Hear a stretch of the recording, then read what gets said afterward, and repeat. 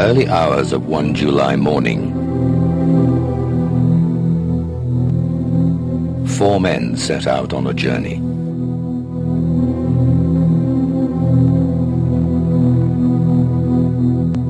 A journey that would end their lives and the lives of many more.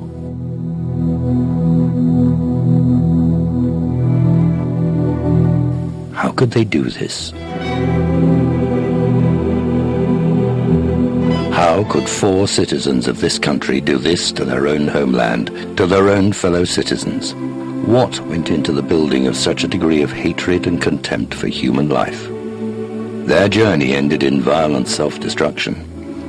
Our journey begins with the questions. Where do we go from here? What do we do to stop this happening again?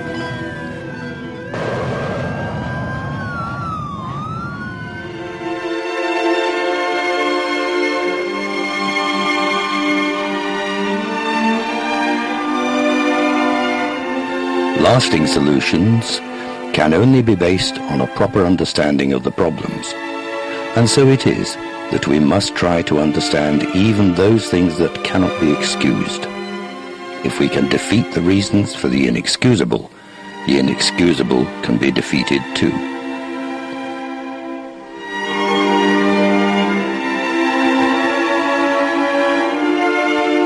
Terrorism is not something new. Acts of random violence in which innocents suffer are not new. Many peoples and nations have had to endure terror.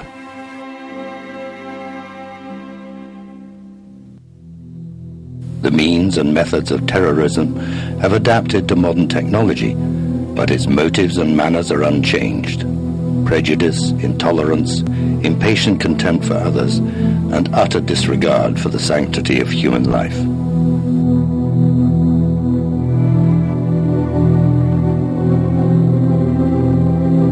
In this sense, terrorists can attempt to hijack any philosophical or political ideal, any religion or way of life, any noble cause whatever, and pervert it in order to justify the resort to random acts of violence.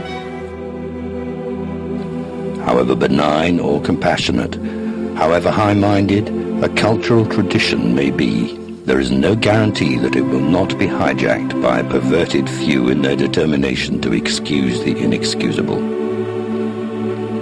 Having said that, most people would agree that the world has entered a new phase since 9/11.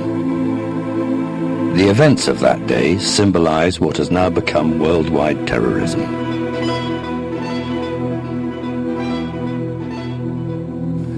And the agents of this terrorism not only call themselves Muslim, they also claim that their faith allows such acts. Some of them even claim that their faith prescribes such acts. How incomprehensible a claim that is. For Islam is a faith whose very name means peace. A faith that commands peaceful relations with all, regardless of creed or race or nationality. A faith that tells us that life was created out of compassion.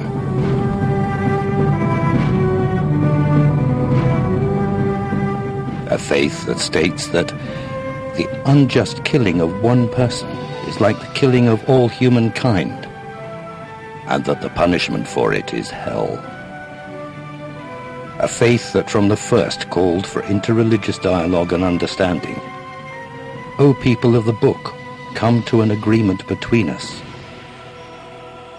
A faith whose prophet said, I am sent as a mercy, not as a curse on humankind. Islam is a faith that celebrates the diversity of peoples as one manifestation of God's infinite attributes and a source of richness and blessing. Its scripture teaches us, O mankind, we created you from a single pair of a male and a female, and made you into nations and tribes that you may know one another, not that you may hate one another. What an absurdity it is that a faith centered on peace and compassion is associated by terrorists with their commitment to destruction and death.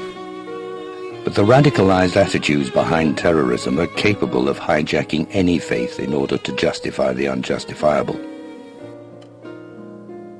The terror is senseless and indiscriminate, and all are victims, including Muslims.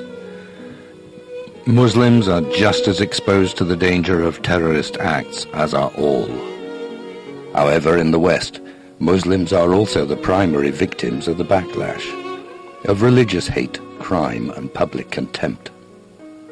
They suffer the indignity of being associated with barbaric violence, and at times are even expected to apologize for crimes with which they have no association whatever. In fact, terrorism is not rooted in any one religion or race or cultural tradition. The only common characteristic of terrorism is that it pursues its goals through indiscriminate violence. Terrorism does not recognize the inherent value of life, and, being blinded by hatred and rancor, it is incapable of rational thought. There are certain conditions that give rise to hatred and rancor. Over time, and manipulated by misguided people, these conditions can lead to radicalization and nourish terrorist attitudes and rhetoric. In the case of the worldwide terrorism we now face, we can point to a number of conditions as particularly relevant. In the early part of the last century, many peoples engaged in national struggles for independence. Among Muslim populations, Islam was used as a means of motivating people to take up the fight for freedom from foreign occupation. In this way, Islamic identity came to be associated with national or political identity and with patriotic pride.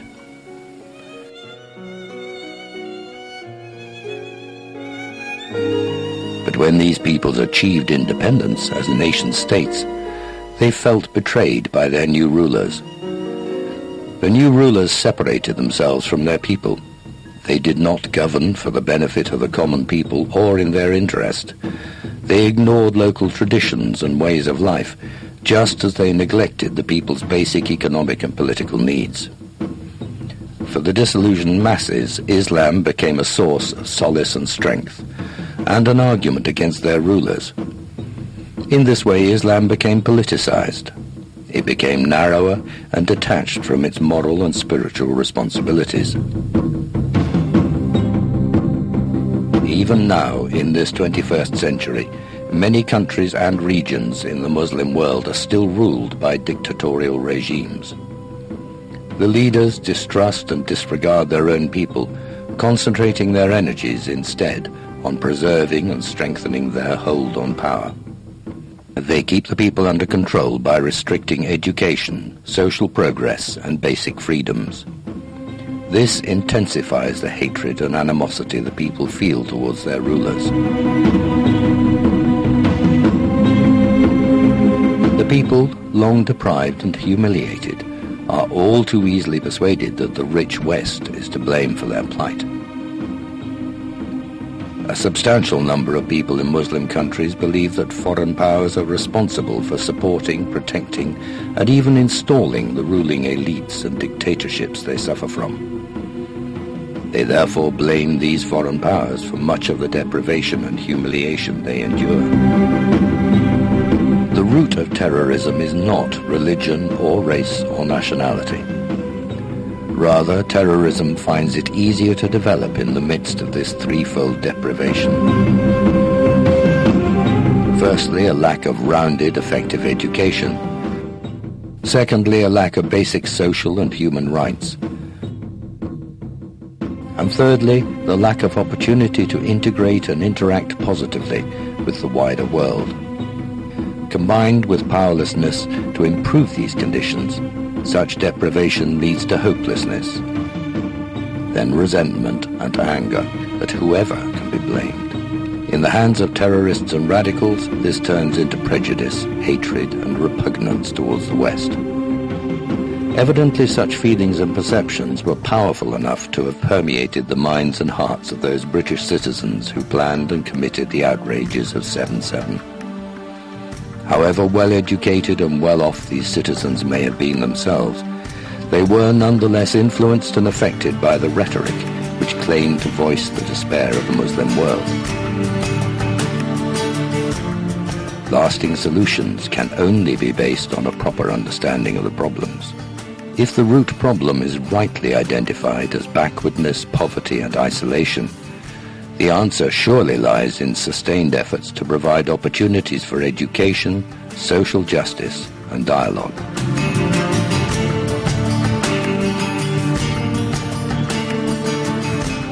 Now let us turn our attention to a community of volunteers numbering millions in Turkey and abroad who are seeking to do just that.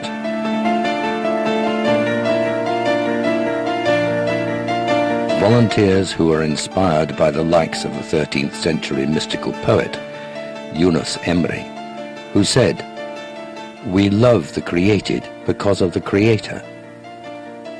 The great Sufi master Jalal el-Din Rumi, who said, "With one foot grounded firmly in Islam, I move like a compass among all the other different communities."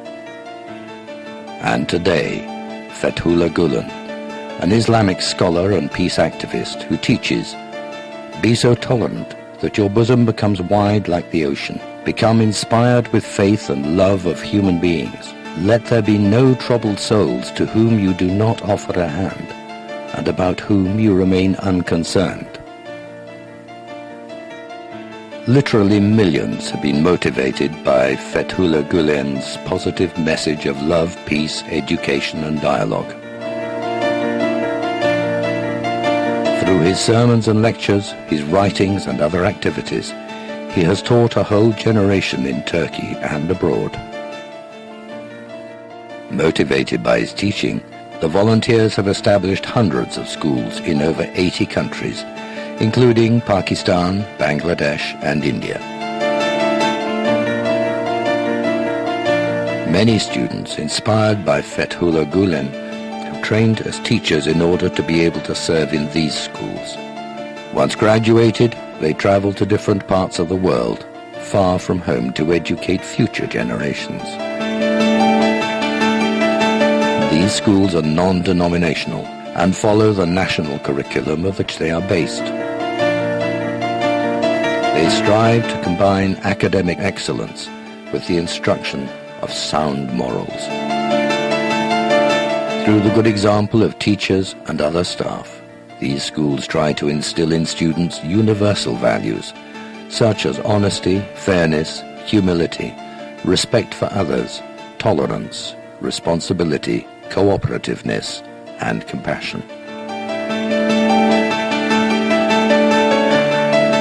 These schools take pride in bringing together students from different backgrounds, faiths, and cultures. For example, in northern Iraq, 6 such schools have been running since 1999. In these schools, Sunni, Shia, and Kurdish Iraqis study together the same syllabus in the same classrooms. In Zamboanga, on the southern Philippine island of Mindanao, there is another such school called the Philippine Turkish School of Tolerance. It was founded in 1995 in this very turbulent region, where the population is about half Muslim and half Christian. The school functions as an oasis of peace, with Christian and Muslim students learning side by side. In addition to the schools, Fethullah Gulen has been encouraging the community of volunteers to engage in interfaith and intercultural dialogue. He has personally set a good example by meeting with faith leaders to establish bonds of friendship. Among the distinguished leaders he has met in the 1990s are the late Pope John Paul II at the Vatican, the late John O'Connor, Archbishop of New York, Leon Levi, former president of the Jewish Anti-Defamation League, the Patriarch of the Turkish Orthodox Church, the Patriarch of the Turkish Armenian community, and the Chief Rabbi of the Turkish Jewish community. As a result of Gulen's efforts, hundreds of dialogue associations and charities have been founded all over the world. Through these charities, the volunteers come together with people of different faiths and cultural traditions. When the 9/11 attacks took place, Fethullah Gulen was one of the first Islamic scholars to step forward and unequivocally condemn such acts. He said, "Terror can never be used in the name of Islam or for the sake of any Islamic end. Acts such as random killing, suicide bombings and kidnappings are completely forbidden in Islam and can never be undertaken whatever the circumstance or condition. Those who kill one innocent person through such acts are considered in Islam to have killed the whole of humankind. A terrorist cannot be a Muslim, and a Muslim cannot be a terrorist. A Muslim can only be the representative and symbol of peace, well-being and prosperity." To help share the message of peace and love which they believe is at the heart of Islam, this community of volunteers have founded, as well as hundreds of schools across the world, an international TV channel, a daily newspaper with the highest circulation in Turkey, a number of periodicals in different languages, and various interfaith platforms and think tanks. This community is not a post-9/11 phenomenon. It does not represent a reactive effort. Rather, it is a proactive movement that has continued its service for over half a century.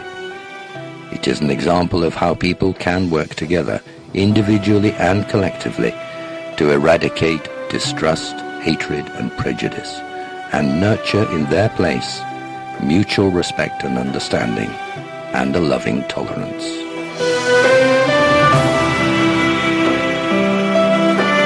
In the early hours of one morning, 4 teachers set off on a journey that would change their lives forever, and the lives of many more.